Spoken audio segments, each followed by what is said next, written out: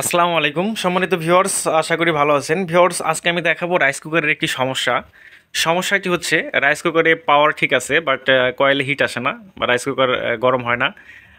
যেটি সুইচ আছে দেখতে পাচ্ছেন, এই রাইস কুকারের যে সুইচটি আছে এই সুইচটি প্রেস করলে এই পাশের যে ইন্ডিকেটার, কুক ইন্ডিকেটার বা হিটিং ইন্ডিকেটার যেটি, সেটা কিন্তু জ্বলে না। তো এই যে সমস্যাটি কেন হয়ে থাকে এবং এই সমস্যার সমাধান কিভাবে করা যায় সেটি আমি আজকে আপনাদের দেখাবো।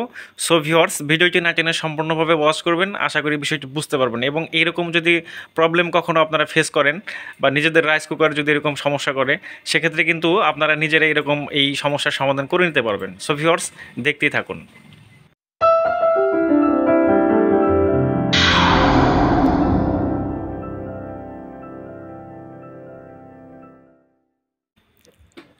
তো ভিউয়ার্স, আমি এখন রাইস কুকারের যে ব্যাক পার্টের যে স্ক্রুগুলো আছে সেগুলো খুলে ব্যাক পার্টটা ওপেন করে নেব। ওপেন করে নিয়ে ভেতরে যে যন্ত্রাংশগুলো কাজ করে সেটি আপনাদের দেখাবো এবং এই সমস্যাটা আসলে কোথা থেকে হয়ে থাকে সেটি সমাধান করে দেখাবো।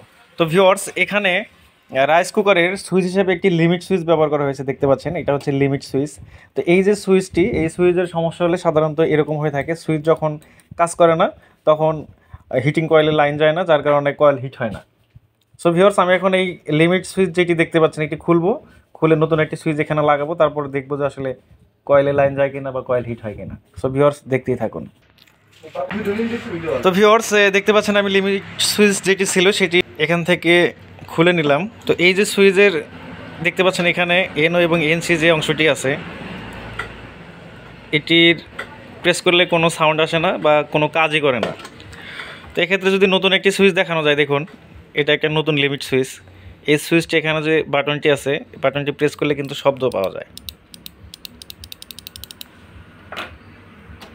কিন্তু এই সুইচটা কিন্তু সেভাবে কাজ করতেছে না। এটাই হচ্ছে এই সুইচের সমস্যা। এখন নতুন যে সুইচটি এবং পুরাতন যে সুইচটি আছে, এর চেষ্টা করবেন একদম সেম যে সুইচগুলো পাওয়া যায় সেটি লাগানোর। জাস্ট পুরাতন তারগুলো খুলবেন, সুইচের যে কানেক্টরের সাথে কানেকশনগুলো দেওয়া আছে যেভাবে দেওয়া আছে ওইভাবে খুলবেন, খুলে নতুনটার সাথে লাগাবেন, লাগিয়ে তারপরে দেখাচ্ছি কিভাবে এটি একদম কমপ্লিট করতে হয়। ভিউয়ার্স, সুইচটি খোলার সময় খুব কেয়ারফুলি খুলবেন, যেভাবে খুলবেন সেভাবে নতুন সুইচটি লাগাবেন। সো খোলার সময় একদম ভেবে চিন্তে খুলবেন, যেন যেভাবে খোলেন সেটা মনে থাকে এবং ওইভাবে যেন আবার নতুন সুইচটা লাগানো যায়।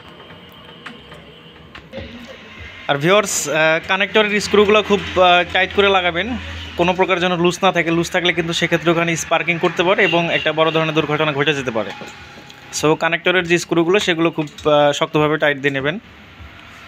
তো ভিউয়ার্স, সুইচ লাগানো শেষ। এখন আমি রাইস কুকারে পাওয়ার দেব, পাওয়ার দিয়ে সুইচ প্রেস করে দেখাবো যে দেখুন আগে যে সমস্যাটি ছিল এখন সেটি আছে নাকি ঠিক হয়ে গেছে।